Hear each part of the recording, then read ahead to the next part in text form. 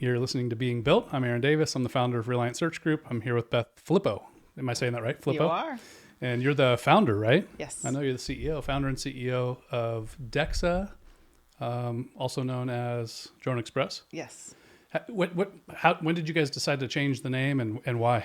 What's that all about? So we're getting certified as an airline with the I FAA, heard that. and they give you a Just number. a D135 process or something? It's a Part 135. Part 135, okay. And they issue you a airline number. Okay. And that airline number that was issued to us started with DEXA, DEXA, and then a long lot of numbers. And I think they probably thought that it was like Drone Express Aviation. And the FAA loves to shorten things. I see. And have acronyms. And the more I looked at it, I was like, that is just a really somebody else cool named you. You're like, I'll take sounding word. And we said, the term drone has such a hobbyist connotation to it. And we're like, when you become an airline, you want to, show yourself as, being more impressive than being a hobbyist kind of company. So we said, look, this is, our chance to be, growing up a little bit. And that sounded like such a cool name. Yeah. So we decided to do it. So we're still Drone Express, the same way like Federal Express is. And then they use FedEx as the acronym, or United Parcel Service uses UPS. Yeah. So we're kind of fitting in with all the logistics. Yeah, that makes sense. Yeah, using an acronym. So, but the reaction to it has been great. I mean, so I think we definitely did the right thing. I like it. It's cool. The Drone Express thing makes sense. It does feel like the older version or something. Yeah, it sounds like a kind of newer, big logistics company kind of brand. I like that. So you have a logistics background, right? I don't. I have an engineering background. Oh, okay. So tell me about how you came up professionally. So, I was always good at math. Okay. I did not think I was going to be an engineer, but my father is an engineer. And my mother is a math person, and he wouldn't pay for college unless you got an engineering degree. So I have two brothers. I like him already. I thought, now he says he was just kidding, but we all went through engineering school, so none of us got the joke. But I went to the State University of New York at Binghamton, and I went through engineering school there. So I am an embedded software developer. So interesting. Okay. What that means is I write code for microelectronics, so especially mobile platforms, and where power is a priority, memory is a priority, like the most difficult coding environment.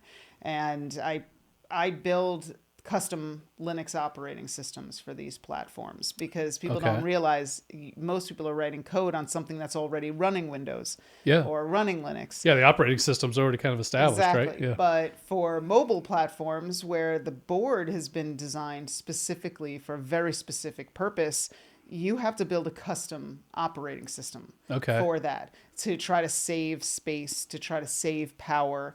And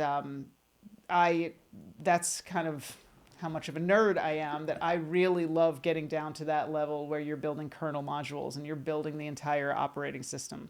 So when my system boots, I know every single line of code that's running on there. And then you can build on top of that of what it's supposed to do. But I live in a GUI free world where, everything is those black terminal screens, but it's a very lonely area of engineering. There aren't a lot of people like me, but somebody told me once, you're kind of like Frankenstein. I just love to see things come to life. I love to see a little board that, and see it light up. And then you're thinking, well, what else can I do? Can I add wheels to this thing? Okay, now you see it drive, now can you see it talk to another thing on the other side of the room? And for me, that I just have always loved trying to make new things.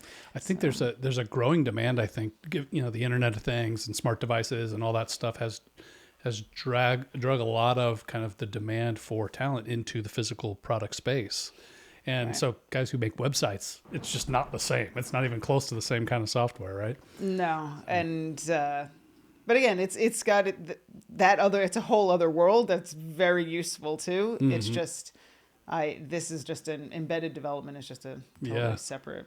So you said you know every line of code in the systems that you guys build? Yeah, you are trying to only put on board like exactly what you need, because memory is at a premium, and you want to make sure that anything that's running in there is something that you know about. So if there's something weird happening, you know that what might be causing it. So I like to be able to see how, I used to work for military projects. Okay. And you couldn't use SD cards. You couldn't have any extra memory. Memory had to be on board. And my whole life was, how do I get this smaller and smaller and smaller? Less libraries, less extra. How tiny can you make this code? And try to get it to fit. So how in the world are you pulling that off while you're using artificial intelligence to help pilot your drones? So that's part of it is, building these mobile platforms that can do this kind of AI on board. It's a lot of people, when they do AI for mobile devices, they send it over the internet to some cloud-based platform that does the computation, sends it back to the aircraft. Everything we're trying to do is on board. And, we're one of the only companies that is so focused on that. Most drone companies are run by a mechanical engineer, somebody who likes putting things together. Our company is run by somebody like me who wants to build the smartest, most efficient aircraft. So other drone companies think about, how do I carry more weight? How do I add whisper props? Mechanical kind of things. And we're like, how do we make this the smartest drone out there? So it can do its task without being connected, and it can talk to other drones and have them decide things amongst themselves.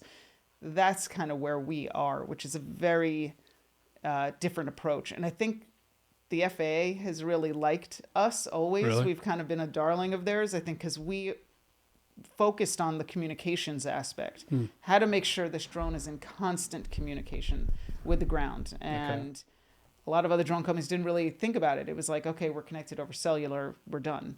We have a wireless mesh network on board. We have local comms on board. We have military grade encryption to make sure nobody gets into anything. What are the local comms? So 900 megahertz, we communicate with the ground. So we do a lot of. Who are you communicating with on the ground? The pilot or the pilot system? Our ground stations. Yeah. So it's just a different approach to, making machines. Yeah. I'm really curious about, speaking of the pilot, I was really curious about how, so it's my understanding that your pilots don't actually drive the vehicle from A to B, right? No, we don't even have the joystick.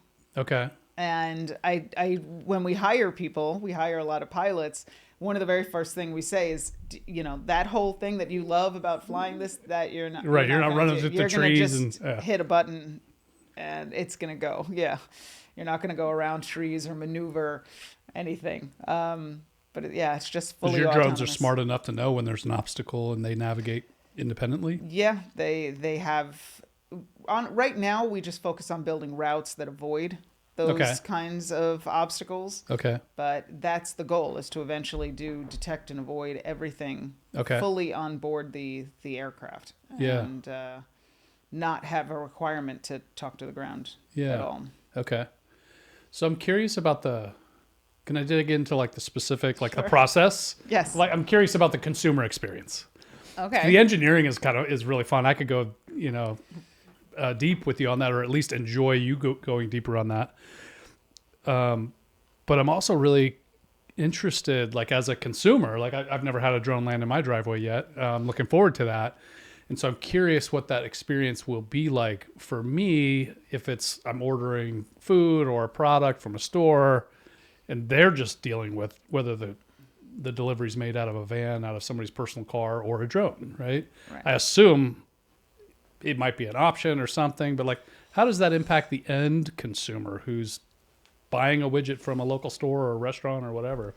So I always tell people, like, you have to forget everything you know about how things are done today. Okay. Imagine what life was like before Amazon to Amazon today. Like, you never thought in a million years somebody would be delivering something in 2 days, that you would be buying soap and anything that you needed on this platform. It changed 100% the way we live. And right before them, there was Walmart. which Right. was a total transition from the way people used to shop on Main Street with the local butcher, the small The shops. everything store. Yeah. Everything. So drone delivery is the next step of technology that's going to change completely the way we live. Okay. So we are building a whole new marketplace that will be focused just on drone delivery. And you're not going to be ordering the same way that you used to. Okay. Because for our platform, for $6 a month, $5.99, you can have unlimited drone delivery. So the same kind The of end thing. consumer. The end consumer. Interesting. Okay. No minimum order quantity, no tipping, any time of day, night, anything you want. You run out of soap, it's there in 15 minutes. Whatever you need. Yeah. You have your fridge, you run out of creamer in the morning. Yeah. We've all been there. Right now, there's... So it's just your little agent that runs to the store for you. So right now, so what we do is the store has buy online, pick up in store. Okay. We piggyback off that. They pack it up, get it to the front of the store. Right now, we still grab it and put it on the aircraft, but ultimately they're going to put it on a dumb box, Sure. like a FedEx box that's sitting outside in the parking lot. Okay. But they'll on the app have clicked ready for pickup. At that Yeah. point, a drone from anywhere, it's not dedicated to that store, will come Or that hover consumer. over, It's just a network of a network of aircraft. resources. Okay. It will come over, fly over. Our winch can pick up in flight. So it will lower the winch down, grab it, raise it up. I just got a little fly chill, off. Beth. Right? I know. Got a little chill. And it's going to, so everything you buy, your whole life, right now, everyone talks about the Sunday, everyone mentions that Sunday delivery. Well, how do you do the Sunday? And it's like, why would you do a big Sunday delivery? What's the Sunday delivery? I don't know what that means. When you buy or you pick up from a Kroger and you do Okay. the big Sunday order.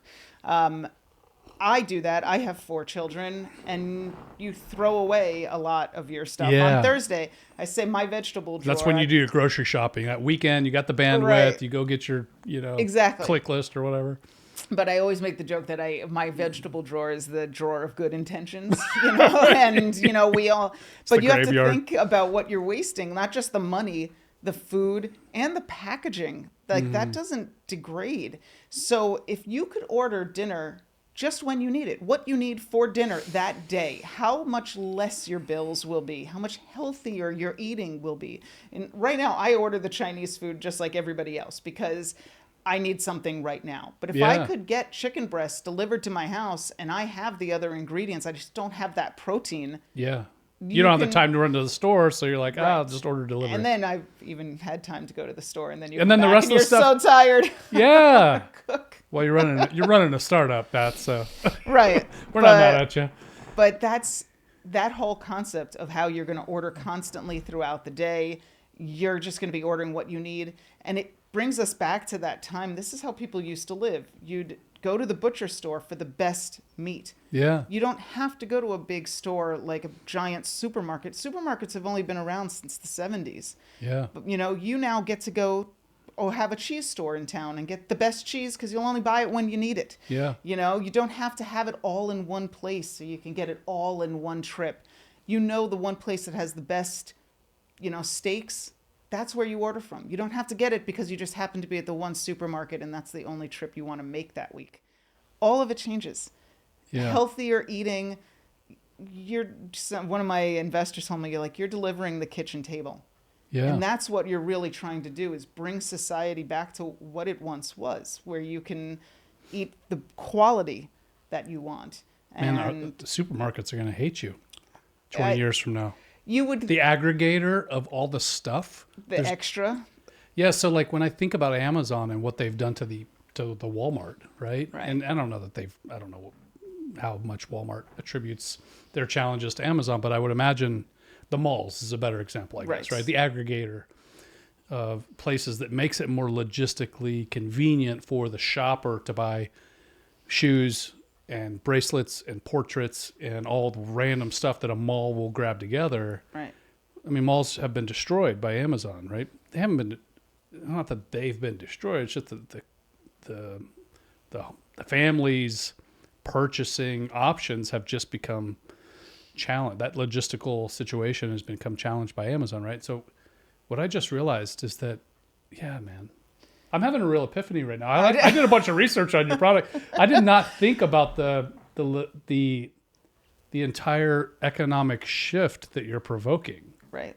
And Amazon, we've all seen Amazon quality go downhill. Like they don't even have brands anymore. I mean, they're not even words anymore. They're just letters strung together. We all get it where you have to wash it because whatever clothes you're you buying, don't even know what country it came from or whatever standards it was. Right. And what's upsetting is that you have all these local stores, and these are the ones that support all of us, that have the jobs for people in our community. And you're going to go online, let's say your toaster breaks, you're going to go on Amazon and you're going to buy an Amazon Basics toaster. You will know that that toaster will probably die in 6 months. And there is a Williams Sonoma in your town a mile away. Yeah. But you just don't want to go get it. So drone delivery will allow you to get it because it's so inexpensive and so efficient.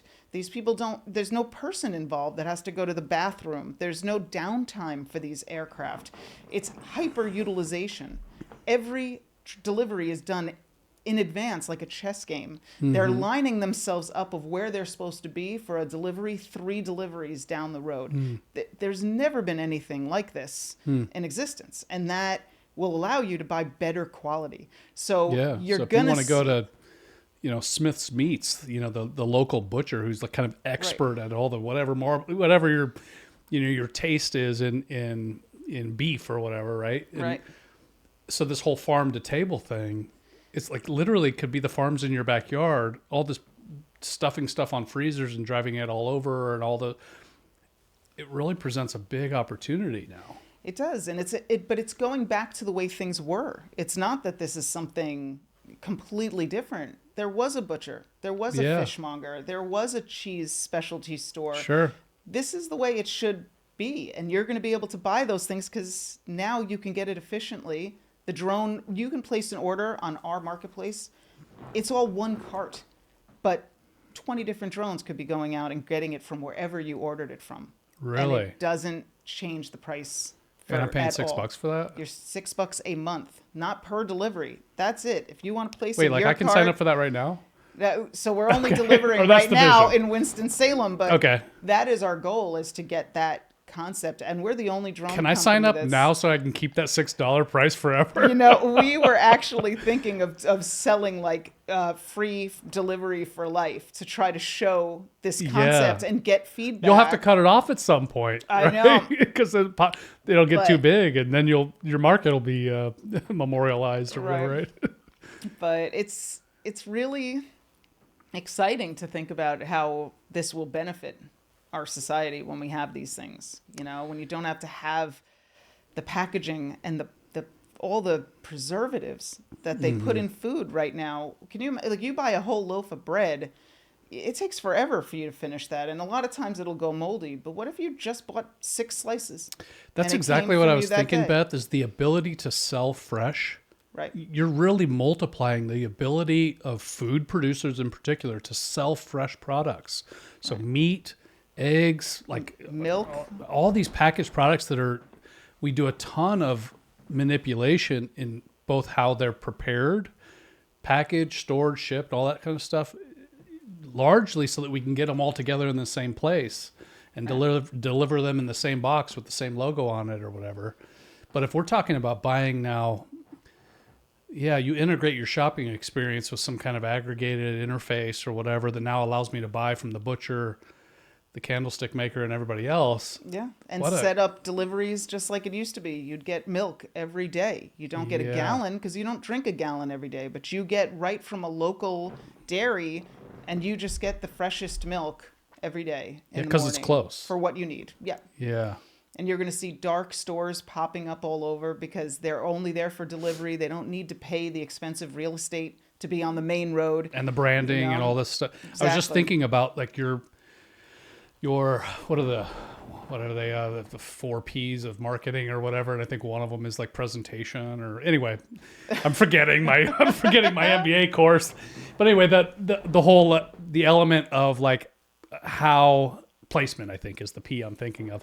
But how your product appears on the shelf becomes way less meaningful because just like we've kind of converted to e-commerce or whatever, the shelf now is a digital interface. It's just some logo on a right. So you're essentially doing what, So I can see that. Wow. I I'm told like, my you, world you just have changed. to like blow your mind.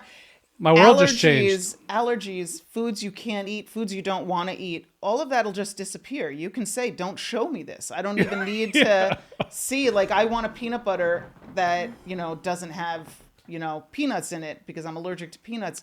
Why should you go to Kroger or Walmart Reading right now labels. and see labels? Go even online.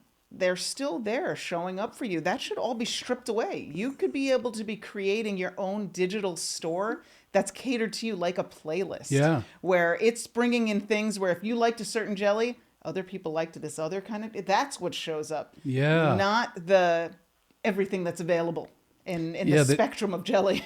I think what's exciting me is the ability to integrate all of these specialists instead of a big roof over a bunch of not as specialized people pretending to be because you got a little kind of kiosk space in a store or something, right? But the idea that like your butcher is really close to that rancher, right? And that your, what's the cheese guy? What do they call those guys? There's the fishmonger, a cheesemonger. Yeah. That they're really close to the the dairy farm or whatever. Right. They're not and they're close to the product. They know it better than anybody. They're not going to give you something that they know is, a poor quality cheese. I work in the executive search space, so we hire people that are hard to find. They're real specialized, kind of niche, high level competency and skill sets and stuff. So one of the kind of being in the talent space, one of the things that I take a lot of interest in is apprenticeships and workforce development stuff. Is always intrigues me, and it's compromised right now because of I'm going somewhere with this. I promise. Okay. So it's compromised right now because of the pace of change, and because it's really hard in our present economy to invest in staff that you develop that kind of get stolen away. But when I think about groceries in particular, food production, which is we spend a ton on and we care a lot about, and those are two big variables. We've lost a lot of the specialization and the expertise in favor of people who are really kind of experts at the logistics of a store, right? So it occurs to me that like we've got deep expertise in like moving product around and presenting it in a store, and the next evolution is presenting it in a website and dragging it to your car in the parking lot or delivering it. But I don't interact anymore with somebody who's an expert wine person or an expert, liquor store person or cheesemonger or whatever. Like I don't interact with any experts in food, but I care a lot about that. We go out of our way to like try to my wife does.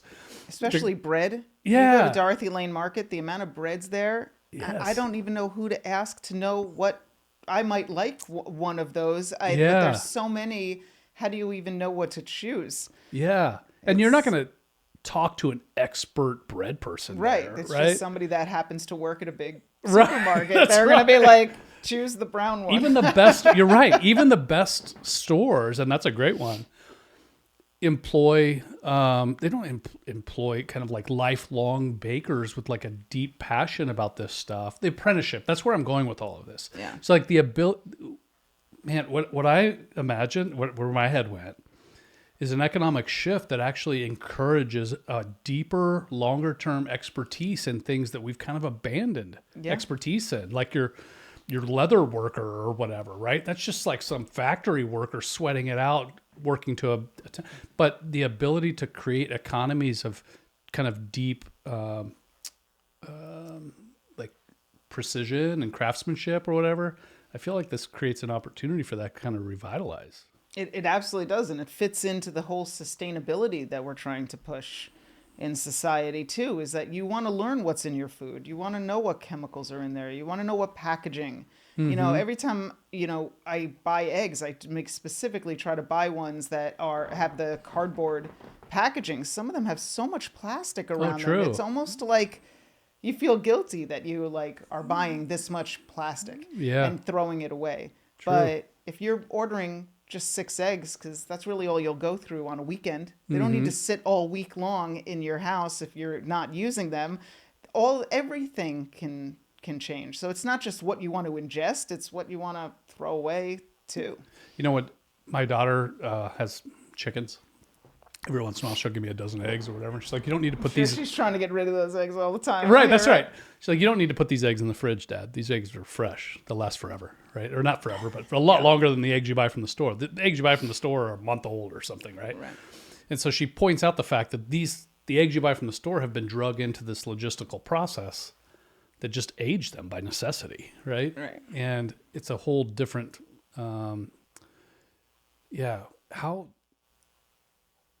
So you're going to change the world. But no, I know you're not alone. There's a lot of us interested in this. But what's going to get in your way? Because I want to punch that right in the face. I'm really excited about your vision. I honestly, the biggest thing is that you still have these, like you're saying, these giant stores that are going to fight, that want to keep that supermarket model where you go in and you waste a lot of money on food. Yeah. They're going to want to keep that going. So that's the real fight that you're going to have to come up with. But I think just like Amazon did it, just like, Sam Walton had to do it with Walmart too. He went up against like Woolworths, all these stores that you thought they could never go down. That's going to be the biggest thing, is getting people to understand, like, this changes everything. There's never been a delivery method like this that's electric, that is so efficient in how it does its deliveries, that it can change the way we live. There's not been this much public excitement around something new like drone delivery since the iPhone. Like, people want this. They're excited to see that aircraft come in. I really do want to localize the way that I buy. Right? We all do. But like, how do I justify that given the expense and everything else, and right? the time to go to that cheese store. Right. But if you can go online and there's videos and there's a specific store crafted to what you've liked. And like, if you don't like spicy cheese, it'll never show up there.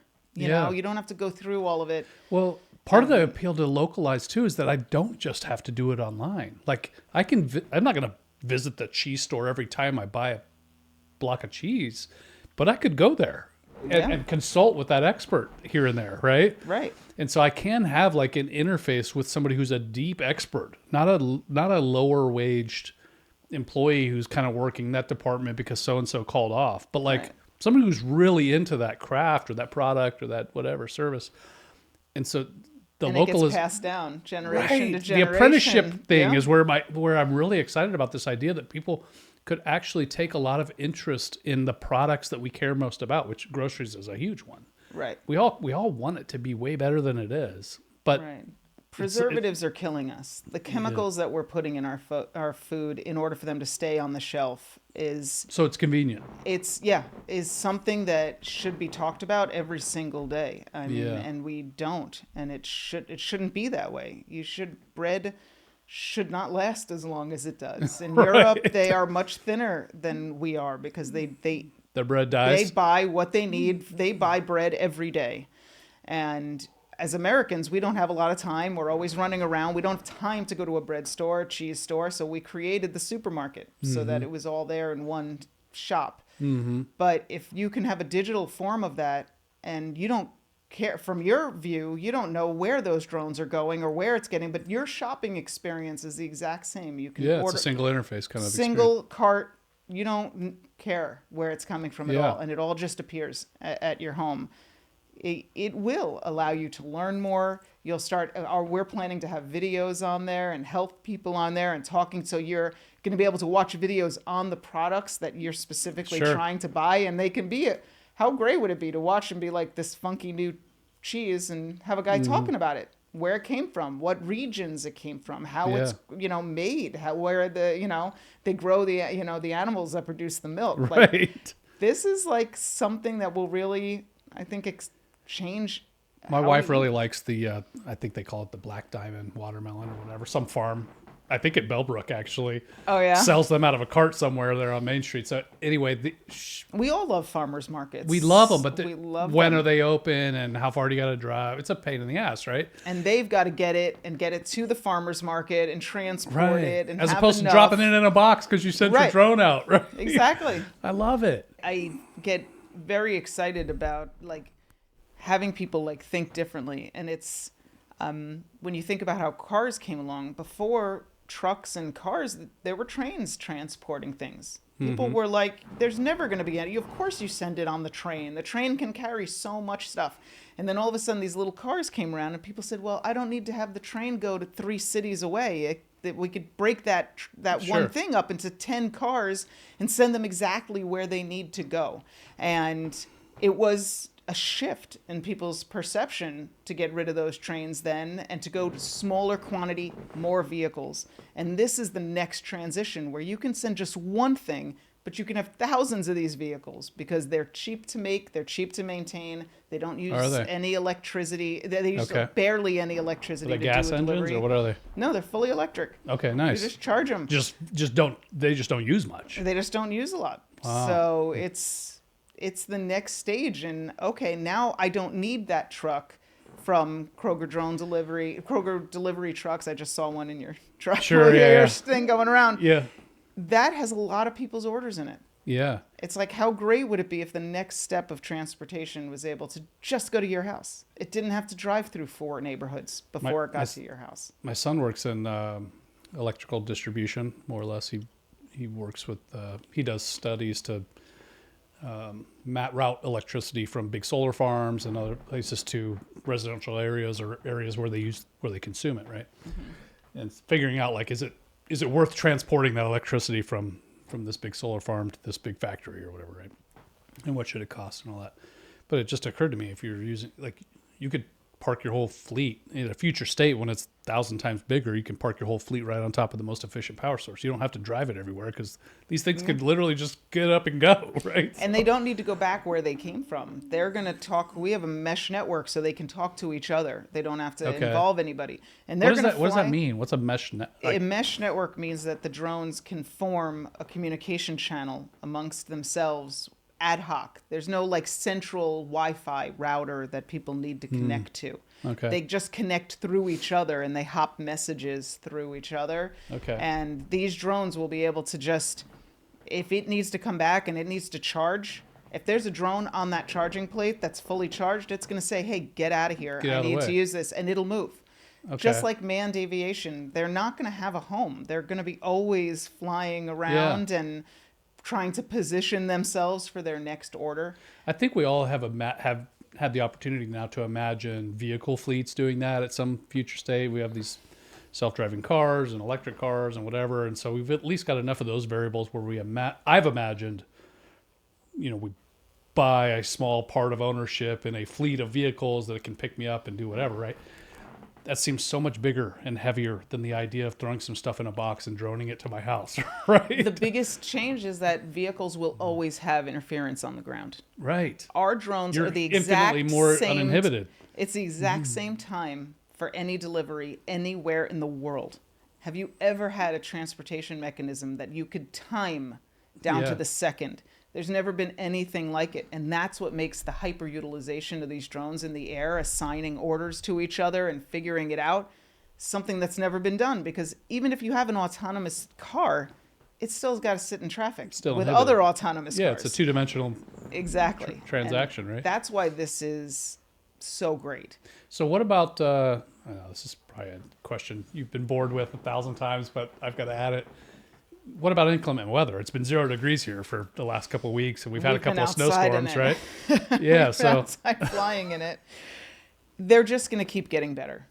Our drones can fly in rain, they can fly in snow, but really they're just going to keep getting better, just like cars. Yeah. And eventually they're going to fly in everything. True. But this is just the first iteration of them. Originally. Yeah, I guess you're not getting an Uber during a hurricane in Florida, right? Right. Like, so there's always obstacles given some extreme context. Yeah, or even just like manned aviation. There's sometimes your flight's going to get canceled if it's really just bad. Happened to me a month ago. Yep. Yeah, but hopefully these drones are going to be pretty strong to be able to withstand a lot before they have to get shut down. Yeah. And especially since, we want to be delivering after the snowstorm. So when you can't get out of your house and your kids want their hot chocolate, the drones are going to deliver it to you because they don't need to have a guy drive to a store, get his truck, and nobody's life is in danger. Yeah. Slip sliding around all over the roads. Exactly. Whatever, right? You're just home and they're bringing you eggs and bacon and whatever you want to stay home and have a nice morning. So what's the state of the business now? So right now we are just starting out. Okay. We are just starting with our first couple of customers. Okay. And the goal is like our marketplace, like Instacart, our goal is to just keep adding, different retailers to it. Okay. So you've got a couple of retailers on board and you've got people who can use that delivery service. What do you need to do over the next couple of years to take a big step toward this kind of like vision that I think I fell in love with that. I wasn't sold until we chatted. I think it was when you mentioned grocery stores didn't exist to the 70s. And I'm like, wait, what was it before? Oh, it was local community service providers and products. Yeah. And then it occurred to me like, oh, we all want that. And what changed it actually was women getting cars.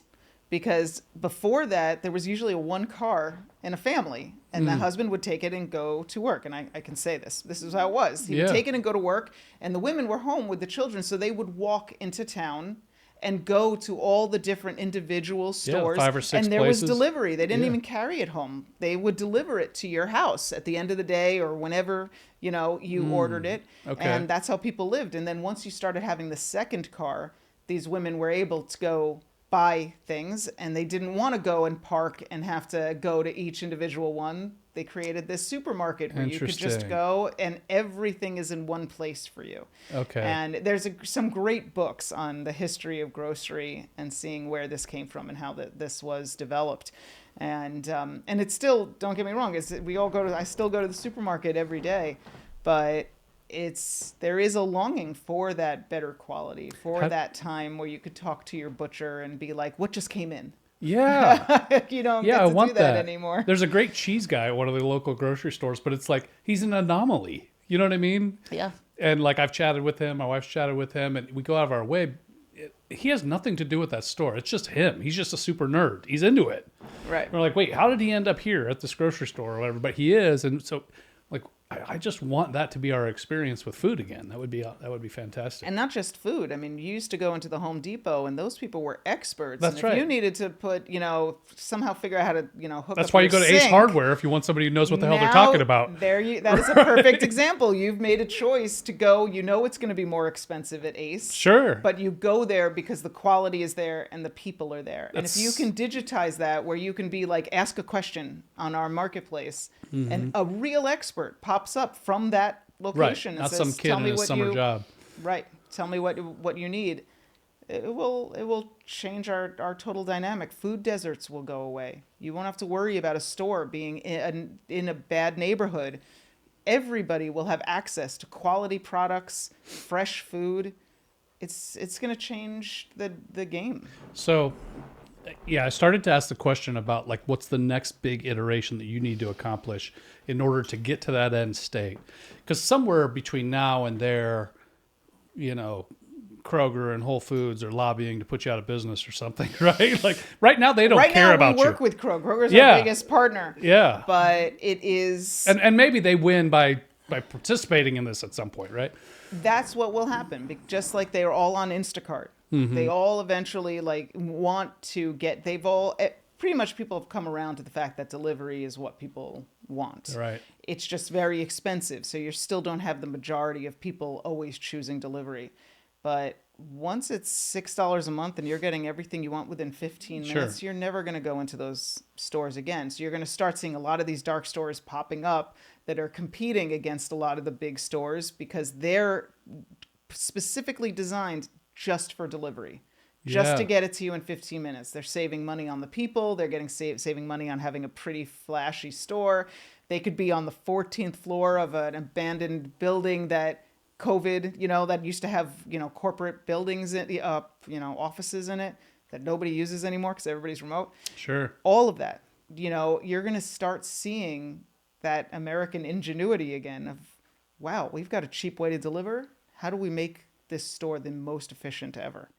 It just occurred to me that Walmart destroyed Toys R Us more or less because it was a more logistically convenient way to sell toys, right? Even though Toys R Us was engaged with Amazon early in the whole distribution of online, but maybe before the economy was ready for it.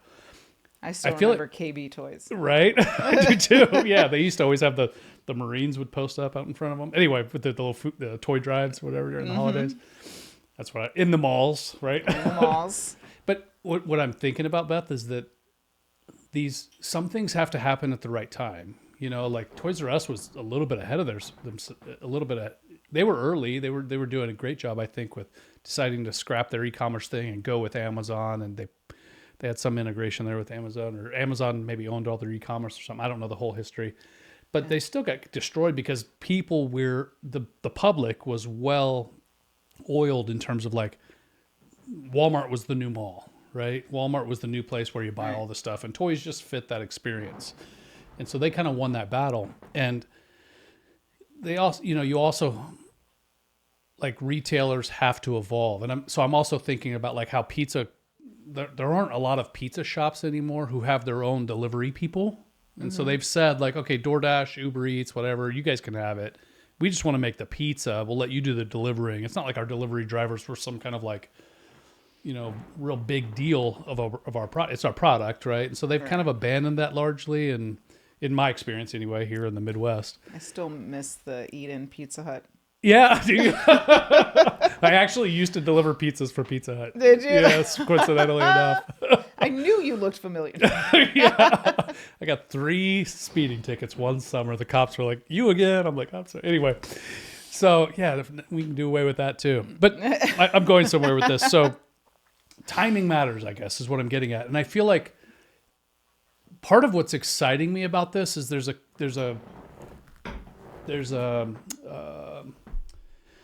collision of kind of maturity in our experience as consumers. One, everybody hates the way that our food is produced and delivered to us. And it's really difficult to find reliable, great food. So I love that you're kind of energized by that too, because I think it's important to your kind of maybe next phase of your business where you see it changing the economy, right? Right.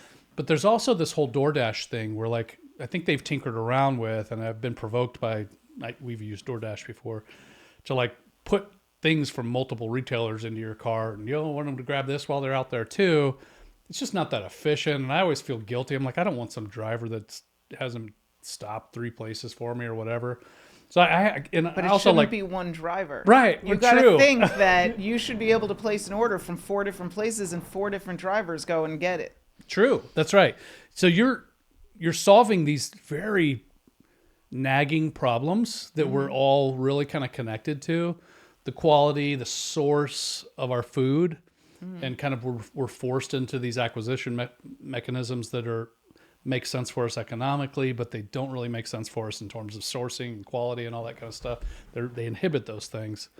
And being able to throw multiple things into a basket and use an online interface to have them delivered to your home, we all want that.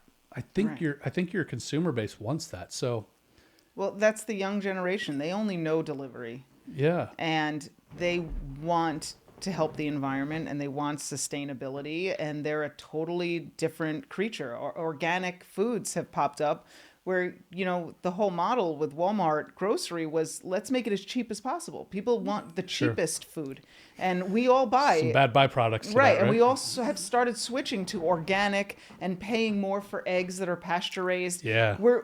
Society is definitely pushing this shift and saying we don't want what's just the cheapest anymore. And if you make it a way that they can get it quickly, it's a home run. You've now solved everything that these younger generation want. And they also don't like the big stores. They want to support local. They want to know who they're, talking to. There's like that, there's a big shift in them wanting to support the big stores. That cheese guy that works at the grocery store, like I want him to own his own little cheesery or whatever they're called. And years ago he would have, but now he can't compete with the big chains. Exactly.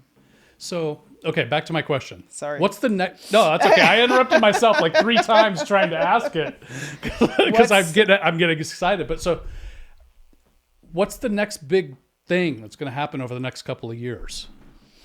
So, the next big thing is you're going to have to see people welcoming drone delivery in their areas. Okay. Right now, you have to convince people to like let you do drones lifting off from their property, from their rooftop.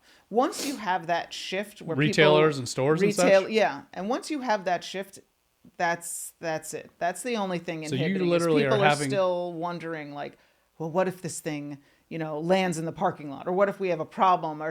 That's what people are worried about? Yeah. Our drones have gone through the same process that Boeing goes through to certify their aircraft. Our Part 135 as an airline is the same Part 135 that Delta has to fly people. This manned aviation is the safest form of travel in the world. And drones... Manned aviation? Manned aviation. Okay. Right now, flying in an airplane is the safest. You're more likely to get injured getting to the airport than you are on a plane. That same rule of safety and regulation in the FAA holds for unmanned aviation. Except now we're eliminating even the pilot, which is really the cause of any manned disaster. So this is going to be safer than anything. Once people realize that this is safer than manned aviation, everyone will get on board. But right now, it's still seeing them as maybe still a hobby thing, maybe still being like a bit of a toy. And that shift, I think, is going to be very quick. Yeah, that's all about to unravel. When you go into any restaurant or you see the little rack over there where their delivery service comes to pick up their orders and they put their bags or whatever with names on it and stuff. And that didn't exist a few years ago. You didn't have every little store employee and the infrastructure of their store and their staff all trained to feed delivery people their order so that they can get in their car and drive it. That took a few years, right? Right. But everybody who's over 30 saw that change happen, right? They saw it change from like that little shelf doesn't exist and now it does in the store. And the same thing with the app that we're using. But the problem is most people think that drone delivery is just going to replace the guy grabbing that bag and taking it. Yeah. And that shift in thinking that this is so beyond that you're just going to replace a guy in a car with a drone, that is what, like when you hear it and somebody explains it to you, that's when you're like, oh my God, I can just get what I need when I need it. Yeah. Any time of day, anywhere you are. It delivers to your phone like Uber. You'll be on vacation in Florida. You don't have to go, what is the address of this hotel I'm at? It just knows. You're hiking in the park. It gets to you. Yeah. All of these things, it is not a one for one. No, and I think that those are trash anyway. I hate those services. They're too expensive. Like the cost of them is outrageous. Right. And that people are still stuck in the, okay, well, now I'm not going to pay a DoorDash guy, so I'm going to save some on tipping. And it is so far beyond that. Yeah. And I think once you realize like what this means, all of it fades away. Mm-hmm. Any of the, oh my God, are they going to be safe? I've heard it's going to block out the sun. All these crazy things. Are people really saying that? Yeah. Once you show people that this is the next iteration of transportation, they all jump on board. They all get it. They all go, oh, this is really life-changing. This isn't just replacing a guy on a bicycle with a drone. And that's the hardest thing to go around and do my road show and try to get Is it expensive for like all of that? Are your customers going to listen to this? I don't want to sound mean. That sounds really dumb. I like those obstacles, that hesitation seems really dumb unless there's something else. So I want to dig into that. Okay. I can't. So at some point, not that long ago, I'm old enough to remember when like there was no online shopping. Oh yeah, that happened in my lifetime, right? And I also remember when there was no delivery services for anything other than like Chinese food and pizza, right? Yeah. For food. And so we've seen, like grown-ups today have seen our logistics and our shopping change significantly. And so it's hard to imagine. What's that? The malls? Malls are just destroyed, right? Yeah. So they're gone. They're churches now or whatever, right? Yeah. Or the warehouses and stuff. And so we've seen all of that happen firsthand. So it's hard for me to imagine any retailer saying, I don't want to be a part of this next phase. When you literally just saw your peers over the last 20 years destroyed by these other couple of evolutions, right? Mm-hmm. how would you not want to be ahead? So it's hard for me to imagine like, oh, is it safe? Is that really what you're worried about? Like you think we're just going to be chopping heads off with chopper blade? What, is that really? It seems like an irrational thing. So I wonder if the real like emotional driver is just, I don't know how to do that or how to make that worth my time and attention.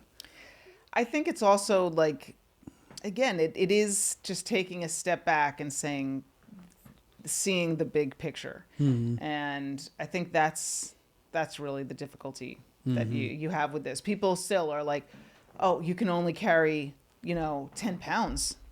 Like, that's nothing. It's like, that's a lot. It's like 80% of the stuff in your store. Why would you? Yeah. And the point is, if you're not buying a lot, you're buying what you need. There should be drones coming from stores all over the place and getting you what you need. True. No more buying something at Kroger and it's out of stock and they're just like, do you do a substitution? Do you just go to the store over there? You go to a different store and bring it to them. That's why the smaller quantity is our strength. That's what makes it. It's the same reason why people were saying, oh, trains can carry so much more than a car. Yeah. But the car is more efficient. It can get better places faster. It doesn't need to carry as much as the train was.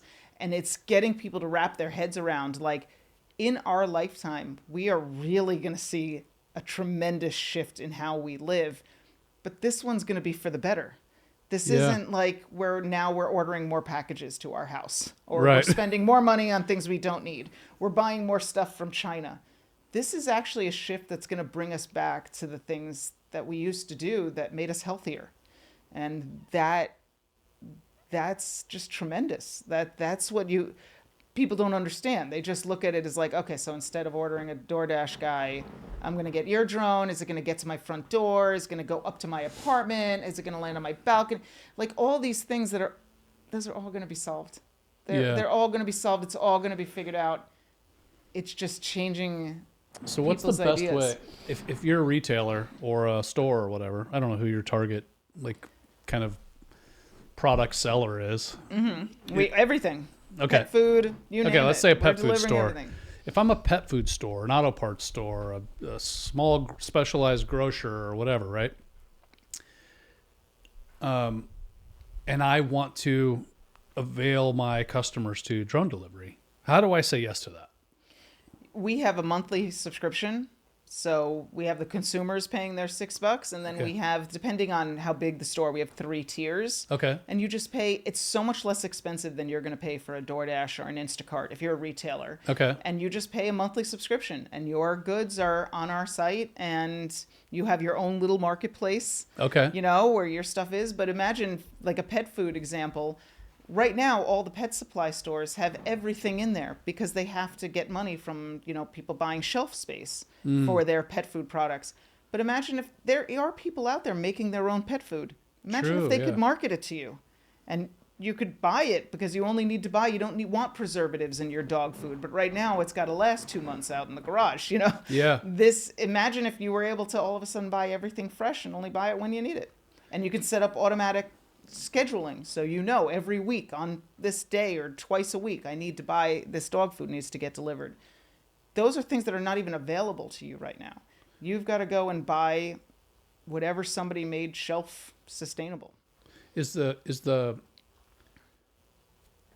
those are the guys we're thinking. These are not just, it's going to start with the retailers that are today, but it's going to expand eventually. Very it'll be their quickly suppliers and everything. To a whole new group of entrepreneurs that are going to create these dark stores all over. They don't need storefronts. Half these stores are dark stores anyway. Nobody even goes into them. Right. Like, how many stores I've gone into? There's some weird little bird store, and there's a toy store actually that used to be in our mutual town of residence. And I went in there, and once I was chatting with him, I think my son and I were walking by there, and we were chatting with him. He's like, oh, yeah, this store is just kind of a convenient place or whatever. Nobody comes by here. We sell this was years ago. We do all of our sales on eBay. Like, wait, so you just have a storefront here? But there's a ton of those same thing, my son got kind of inherited as a gift from our neighbor, a toy train set. And we had to buy some part or something for it. And so I had to look all over for where's this guy who sells this stuff or whatever. And I chatted with him. He's like, oh, yeah, I'm surprised you came in here. Nobody ever comes in here anymore. We do all of our sales online. So a ton of these stores are dark anyway. Like all of their traffic is online anyway. It's just they're taping boxes up and throwing them on a FedEx truck, right? Which makes me hesitant to buy. Like, when's that going to get delivered? And you know, they're not really set up for great logistical kind of efficiency. Yeah, there's a question in here. It's coming. It's coming. It's somewhere. It's coming. So what I was thinking, Beth, is like so I wonder, money's an emotional trigger. So like retailers are like, oh, it cost me however much. Is there hesitance, you think, because it's hard for them to imagine how they'll sell that much? Because for me, like if somebody asked me for $10,000 and I can make $12,000 off of it, it's a no-brainer. It's just, am I confident that I get that 20% return on this investment, right? It's hard to be confident if you can't picture how it works. Right? And it's also hard to understand younger generations where your consumer, those young people only do delivery. They spend all their money on Uber Eats. Like it's from we were all college kids. We didn't pay for delivery. We were broke. They are broke too, but somehow they will always choose whatever is delivery for them. But yeah, so you have that kind of two-party marketplace dilemma or whatever. You got to get the consumer, or you got to get the supplier. Right. So we're B2B, B2C, but you think about, once you get these retailers on board, yes, it is a monthly fee for them to pay to put their stuff on our site, but they don't have to be on Main Street. They don't have to pay the high electricity bills. They don't have to have all the staff and the uniforms and all the work that goes into maintaining people that have to greet other people and all the maintenance of the property. If you eliminate all of that and all they have to pay is this delivery fee, you're going to see a whole generation of entrepreneurs and startups and coming out, and they're going to create chains, but they're going to be the local cheese store, but it will eventually become a chain. That's the local cheese store, but that's everywhere in America. So what if I could invest in paying for some local pet store's subscription to your services, and I get half of all the profit they make? See, that's where you're going to see stuff too. Like, I just want to be a broker to like get people to do it, because I feel like if I can get them to say yes, and then I own a percentage of that profit forever, then I'm the one that wins in the long run, That's exactly where you're going to start seeing a lot of people getting creative. Yeah. That's a perfect example. Like, we've been talking about this for just, half an hour. Right. And your mind is already like, this is like a whole, because yes, the cheese guy, and this is a problem with small businesses. They're experts in that. Are experts in that. They're not experts in business. They didn't get an MBA. Yeah. If you can go and show them that I can help you get to a market and be able to be the expert and be able to make videos talking about your cheese, not talking about it to everybody that walks in your door, you do have a whole nother way to reach these experts, and then you'll see them fan out all over this country. So we're a little short on time. Can I change the subject a little bit? Sure. So I'm curious about you. Oh, don't be sorry. I could go for another couple hours on this. This is fun. It's gonna be like a Joe Rogan 3-hour. Yeah, no, I don't have the stamina for that, and I'm not selling the ads that dude's selling. My part of where my head is at is your organization, and so I'm curious about that. And so you guys have been in business for? We're in business since 2019. Okay, came in right before same as me. COVID. Yeah, same as me. It was really painful, actually. So we officially incorporated in 2021. Okay. We actually bootstrapped it, got Kroger before we raised any money, and then in 2021, after Kroger, we're like, the only way to really scale this is to do our first round of fundraising. Okay. That was a very big learning experience for me. But we've done, 2 rounds, and now we're doing our third round of fundraising. That feels like, I think it feels like the kind of business that could benefit a lot from scaling fast, just because you're building marketplaces, and that's always a capital challenged effort. So that's smart. I like that approach. Sometimes I feel like it kind of sucks to give up complete control from the bootstrapping perspective, but there's only so many pennies in the boot, right? I know. And our investors have been tremendous. I mean, our employees give their time, and our investors give what they can give, which is their money. But totally. I have never had a bad experience. They have been so helpful. I can call them for advice all the time. Really? They are really believers Good. in how this is going to change the world. So I only have positive things to say. And I tell people, if your competitor is going to raise money, you've got to raise money. That's True. kind of the way I view it. So I feel like your consumers are they just need to hear it clearly. And there's challenges obviously for the clarity, but speed to market seems really relevant in your space, because I feel, and again, I like new stuff. I bought a robot lawnmower, as an example. So yeah, I like new things, but it feels really ripe, right? To like have these, I almost feel like, well, where is it? I'm waiting for it, right? So it feels like it makes a lot of sense to scale fast and kind of get the message clearly into the heads of the consumers, I think, that want it, and the shops that want it. So you decided to raise money, and how big's your team now? we are about 20 people. Okay, now. so going on a couple dozen people. And they're all rock stars. We are Okay. all type A. What do they do? What's the expertise of the team? So we have a whole manufacturing R&D that work on specifically the aircraft itself. These people are tremendous. We have very little turnover. Most of the people at Drone Express have been there for 4 years, which is not something you hear very often in startup land. Then we have our regulations team. That's a big, the group that deals with the FAA. That's a very big group in the company. And then we have marketing, people like me, the people that work in investors and fundraising, and the ones that go out and do sales and get customers. Yeah. So it's a very tight team. And what geographies or areas are you most focused on building your network of sellers? So right now, Winston-Salem, North Carolina is our first location. Okay. And we're trying to be 100% in that one location before we start rolling out everywhere. That makes sense, because then you can build the whole economy of it there, and and then replicate the things that work and ditch the things that don't. Exactly. That makes sense. Okay, so Winston-Salem, North Carolina. Right. That's where you want to grow and find new.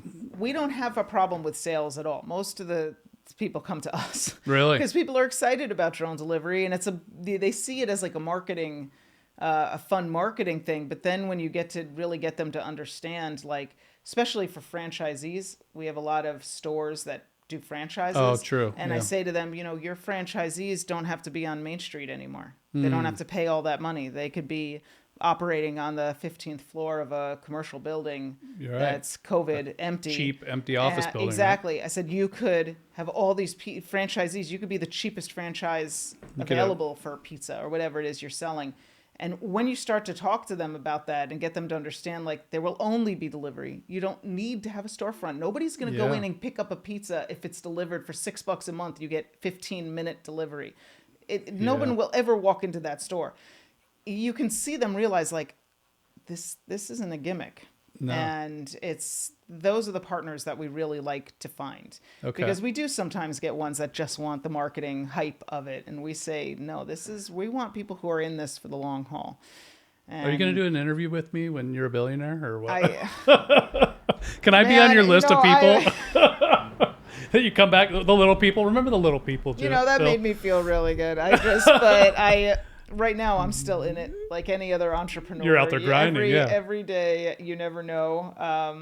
I learned you can get some very positive feedback from ChatGPT. If you write in, tell me everything is going to be okay, it writes you this whole paragraph like, you've got this. Really? You can do this. It is the greatest thing ever. Because when you're a CEO, it's very lonely.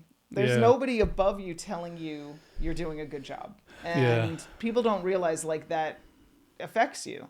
So it's nice to hear every once in a while people being like, I get it. A friend of mine recently started a law practice. He's an attorney, worked for a bigger firm, and we had a little play date. I actually got our kids together to goof around, and we got to chat business a little bit. That was my big caution to him. We were talking business, and he was asking me about invoicing and QuickBooks and whatever else. I said, man, what are you going to do about your loneliness? That's the biggest problem you're going to have, is like, you're a solo operator now, and like, you thought that office annoyed you and your commute annoyed you and putting on the penguin suit annoyed you and all that, but like, it's not going to take very long at all for you to miss coworkers and somebody to give you advice and wisdom and all that kind of stuff. But when you go solo, it's intimidating, it's lonely, it's exhausting in different ways. I have found that little networks, and you're part of this community now, little networks of other founders and leaders who are in similar situations are really valuable. And so I get all my podcast guests together every once in a while, once a quarter or so. And that's a nice little one of those groups where you can get some people that are struggling with similar things in the business. Yeah. Because you've got to be positive. You've got to always, have that vision, but you have to be able to, step back and be like, how are we going to get there from here? It's really hard to grind on the little ticky-tacky task right now that needs to happen from point A to B when you're trying to execute on this XYZ vision that's way down the road, right? Right. Yeah. But I see the vision. I like it. I'm actually really inspired by it. And I'm thinking like, well, how do I capitalize on this? Because I think it's going to work. Right? And it will work. Yeah. It will change everything. And what's amazing is that we're the only drone company that seems to have figured this out. And there are only 5 of us that are going to be certified to be able to do this. And the rest of them are, like you have 2 big players lined up behind Walmart. And it's like Walmart's never going to push you to where you're missing the need big to picture. be. Yeah. You're missing like what's going to change. And it's scary because when you build a marketplace, you have to get those customers. You have to get those retailers. It's very different than getting behind Walmart and being like, I'll just be your Their logistic service. Yeah. And eventually they'll decide how much you should get paid. That's the real scary part of being in that position.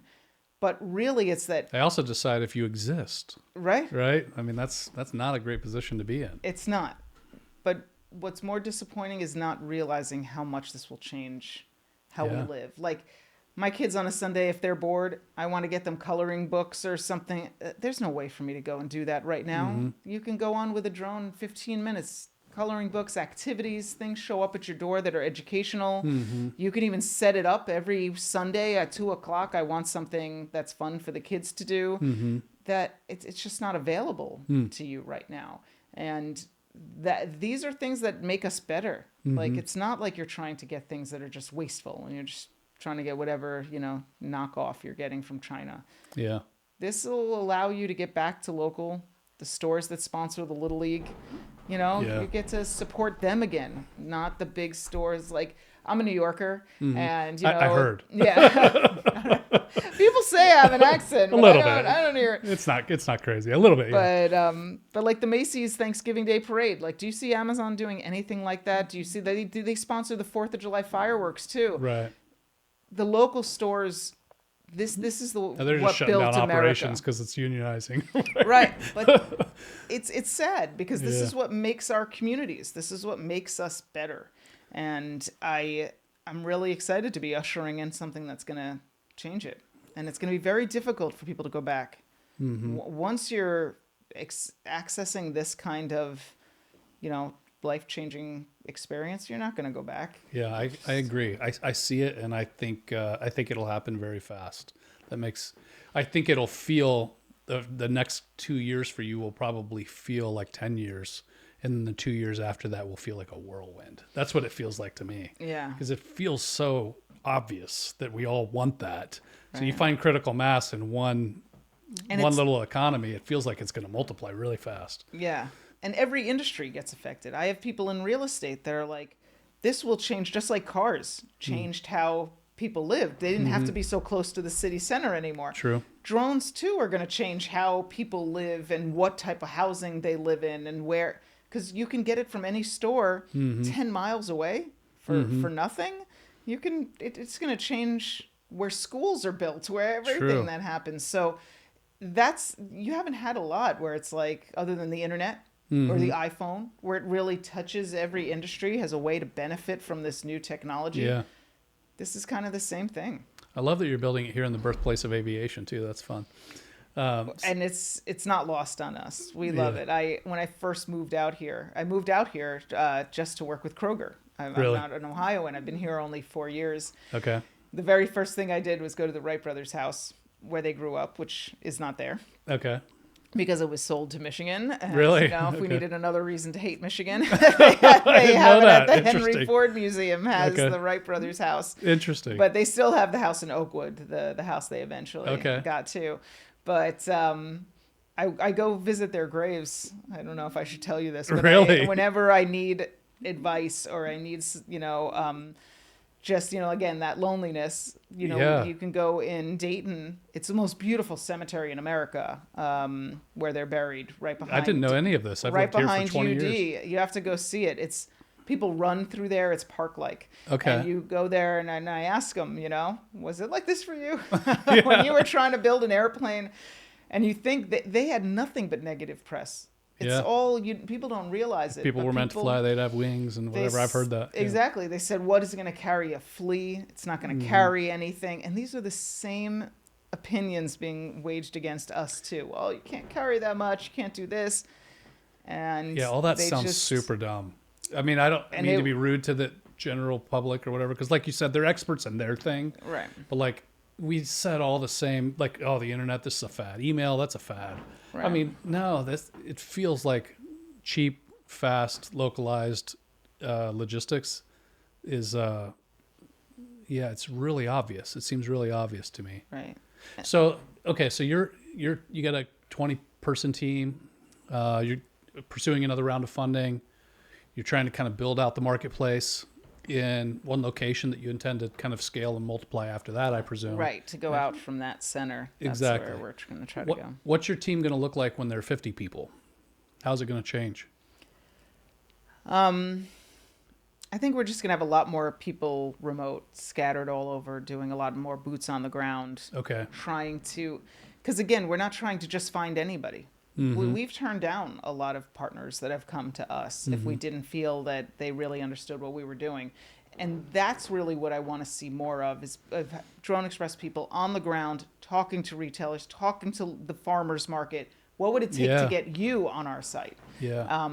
That's really what I think is going to differentiate us. Not just like, what's the biggest name in this? Yeah. It's, like Ulta Beauty is the biggest makeup thing, but I'm sure there are people creating wonderful makeups that are sustainable, that don't last as long, but they're healthier and they're not tested, in a negative way.